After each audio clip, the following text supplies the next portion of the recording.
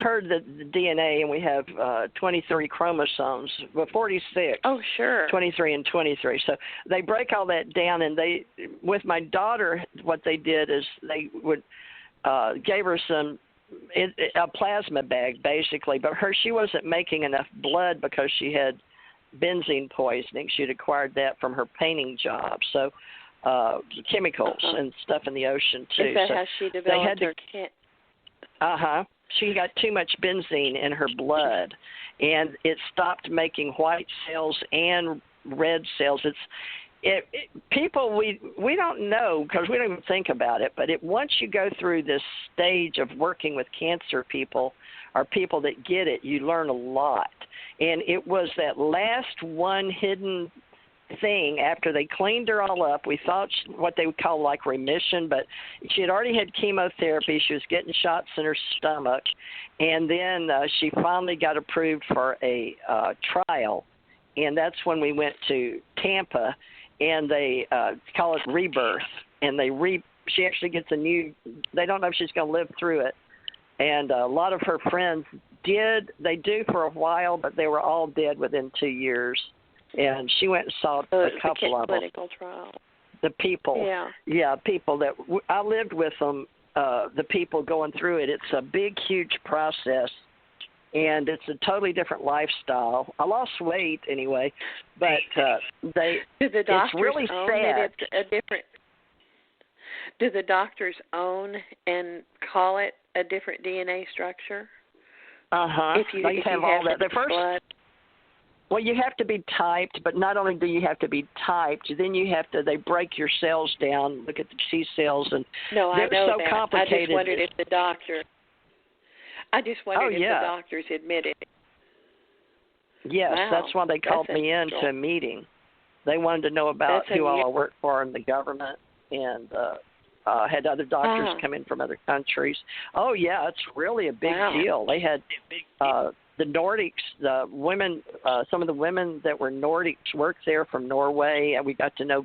It becomes one big family. It's a huge industry, and it's a huge, very, you have to be cleared. There's millions of dollars that go in it. She was taking one pill that was like $750,000 or something. I mean, it's lots and lots of money, lots of people, very good people. It's unusual that conventional physicians will admit that. You know. Well, they all work together. Well, they were working. Well, was it military? You worked with the military. This is why they never cure it, because it's a billion-dollar industry. They have no incentive to ever find the cures for these diseases. Right. And we need to somehow as a society, if we want to go from a level 0 to a level 1 society in the Kardashev scale, is that we have to stop monetizing energy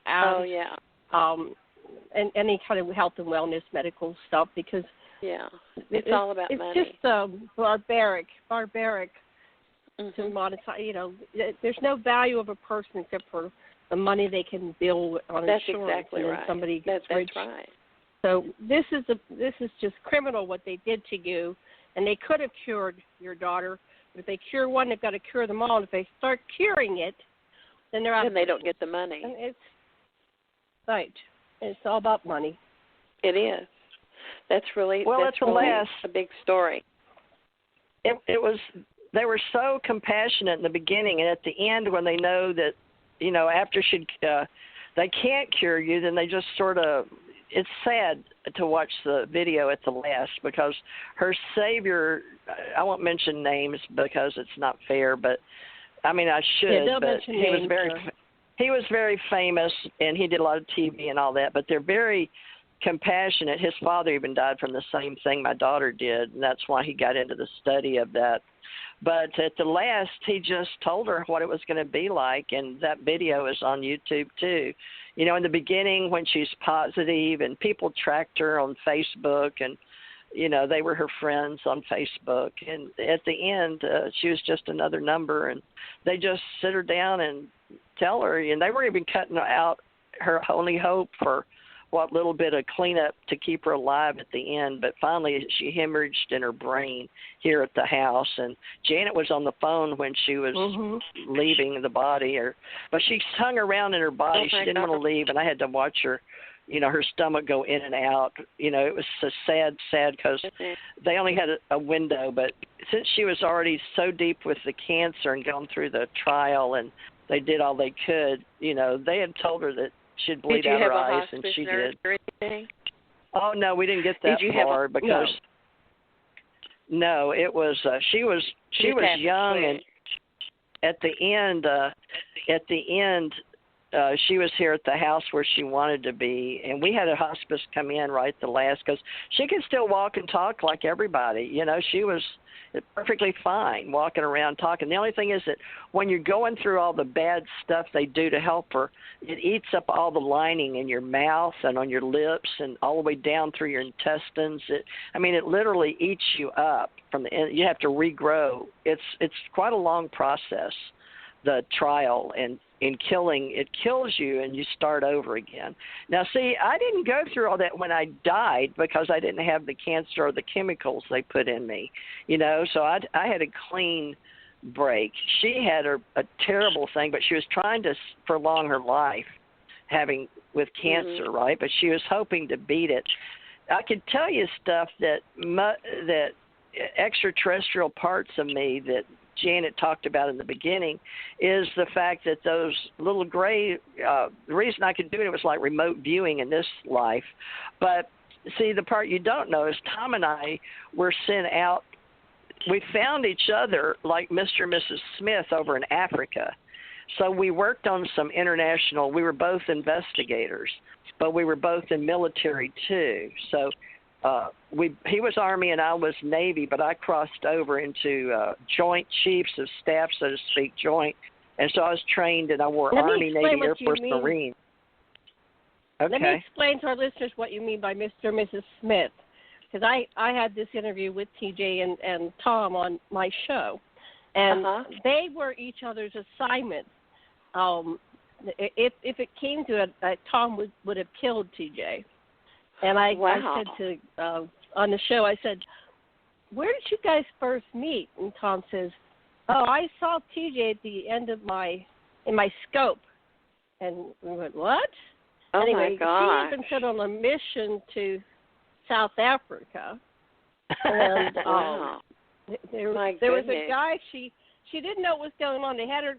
They used TJ like eye candy for a while there. She was tall and gorgeous, right? So they flew her down to South Africa. She didn't know where she's going.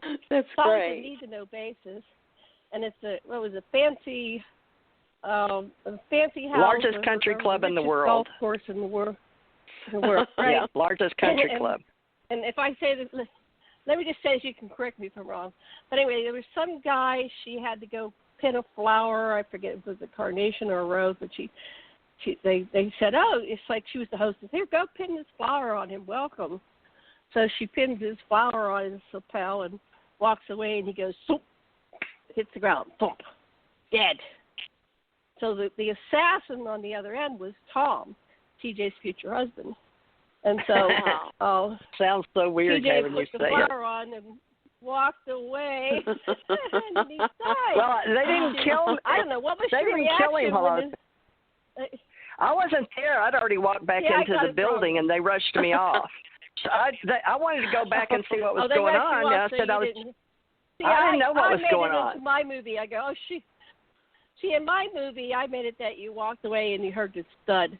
See, because that's what you would do in Hollywood, right? I just Hollywoodized your scene. So you walked away. You didn't know what it was, but I had to. Okay, wait, you can't leave the whole room. You gotta hear the thud and turn around and go, whoa, shocked. Well, I imagine Hollywood would like your book better than my book, because mine's dry. Yeah. Well, mine's not so pretty like you do. I'm very good at creating scenes. Yeah, yours is. I like listening to yours. So when you heard about it, how did you know? I didn't hear about it. That this guy was dead. I didn't hear. I learned about it from Tom. No, I was rushed out of there and rushed off into another existence. Well, I knew something because of Viscount, and they rushed me off to England. This is high spice stuff. This is stuff that happened before the Bush-Iraq war. Right. So yeah, it's James Bond stuff. Administration. Was it was Reagan. Was this your life, or was this in this life? Was this in your life? In this life. In this life. Yeah, this wow. was in this life. She was but okay, so you didn't know that you were being used to, they mark people and assassins out there in the. So I didn't join enhanced abilities, right? Well, wait. Let me fill this in. Whatever. I was an investigator, Karen, before I was in the. I joined the government May 10th, 1967, while my husband worked for NASA.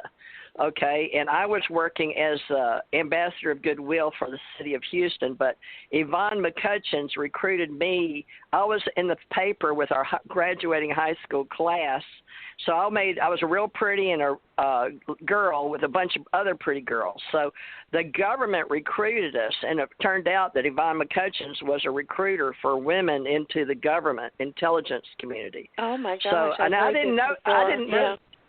Yeah, I didn't know that then. I mean, I knew that the government, and they wanted me to go work for the government, and, it was a big thing to get my parents, but I was already recruited out of a James Bond movie with my husband, and we were taken off to the side of a James Bond movie. So I know now because I started piecing it together 50 years later. Yeah, they took me out to everybody. You were watching a James Bond movie. James Bond movie. You were watching a James Bond movie with her boyfriend, which was your future husband. Wow. And then they corralled her outside, and what did they say? Let's slow this down. There was men in black and okay? So a cigarette. What did they say to you when they got? They asked me if they asked us if we liked the movie because we were in shock because everybody was leaving and going back out Windsor out the front, and they herded us out the side, corralled us, and took us out the side door where you open it up and there's cement and 4 or 5 or maybe 6 cement steps down with a bar. So, they herd us out, and there's like 1 or 2 men behind me and my boyfriend standing on the steps, and then the man in black that smoked, it was like out of X-Files. He looked like that, and he had a cigarette. Right. And so he's the one at the bottom of the stairs looking up. And so we're caught. We're not going anywhere, but we're in shock. We're just 2 teenagers. So, they said, well, how'd you like the movie? And we didn't, we don't know what to say. We just watched a movie and they want to know what we're thinking. And, we feel like we're in a movie, Men in Black, Of course, we didn't know what Men in Black meant. But, back then. So, we both, Steve said first and talked to the guy and said, yeah, that's good and all that. And so he said, well, how would you like to do that kind of work? And my husband was asking a question, and then he looked at me. He said, no, not you, her. And because, I guess they already had plans for him to work at NASA or something. I don't know how that goes. But they looked at me, and I said, me? And they said, yeah, what did you think? How would you like to do that kind of work? So anyway, he went to work for NASA, and I just said, sure, I guess. I don't know. So my husband and I, they said, well, they'd be back in touch, and they just cued us in on it and asked, what we'd think about it. And they left. They didn't keep us there or nothing. They let us go down the stairs, and we went off talking about it in the car. Like, they just said, don't mention it to anybody or anybody. We'll be back in touch. But, don't mention talking to us. But we didn't know who we were talking to, and they didn't tell us who we were talking to. So how are you going to talk about it? Wow. But anyway, I'm sure I mentioned it to my parents that, somebody stopped us. Wow. But I have to pull the whole thing together, and it's so deep and complicated, the life that I've lived. Did you ever hear from him again? Oh, yeah. I wound up working for the government I'd already signed all the government paperwork. No, I mean those 2 people. Oh, I don't know. You mean, did I ever see them? I saw a bunch of men when I went to Washington to Langley, and I did the polygraph and retina scan. On my second polygraph, they brought in men, about 5 or 10 men in black suits, and stood them in front of me during the polygraph and told me not to forget them. I said, because they'd be back in touch within 10 years. And I said, 10 years, I'll be dead within. Because back when I was in my 30s, I thought 10 was, this was later on in life. Yeah. After I came, after from high school, see, remember I went to Africa. I come back from Africa, and these huge, tall giants